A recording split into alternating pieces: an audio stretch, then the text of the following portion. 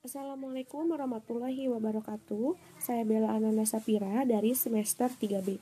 Di sini saya akan mereview Jurnal Hukum Administrasi Negara pertemuan ke-14 dengan dosen pengampu Bapak Dr. Haji Dedi Mulyadi SHMH dan asisten dosen Dr. M. Rendi Aridayandi SHMH.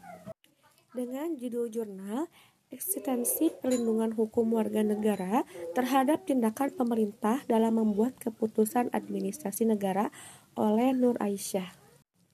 Berdasarkan pada penjelasan Undang-Undang 1945 bahwa negara Indonesia berdasar atas hukum dan tidak berdasar atas kekuasaan semata. Oleh karena itu, negara tidak boleh melaksanakan aktivitasnya atas dasar kekuasaan belaka, tetapi harus berdasarkan hukum.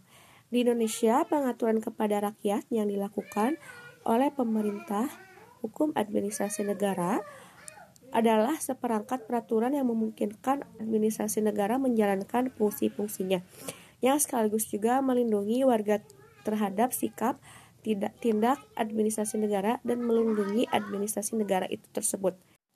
Di dalam melakukan suatu hubungan hukum, subjek hukum selalu pemilik hak-hak dan kewajiban-kewajiban, baik itu manusia, badan hukum maupun jabatan, dapat melakukan tindakan-tindakan hukum berdasarkan kemampuan masyarakat. Banyak terjadi hubungan hukum yang dimunculkan sebagai akibat adanya lahirnya hubungan hukum, yakni interaksi antar subjek hukum yang memiliki relevansi hukum atau mempunyai akibat-akibat hukum, agar hubungan hukum antar subjek hukum itu berjalan secara harmonis, seimbang dan adil, dalam arti setiap subjek mendapatkan apa menjadi haknya dan menjalankan kewajiban yang dibebankan kepadanya.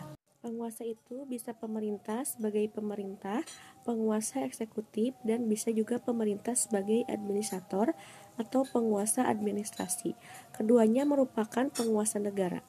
Keputusan pemerintah selaku pemerintah tidak dirasakan efeknya oleh masyarakat secara langsung karena suatu keputusan pemerintahan selalu bersifat umum, prinsipil, abstrak, dan impersonal. Keputusan ini tidak berkenan dengan seseorang individu tertentu dalam kasus tertentu.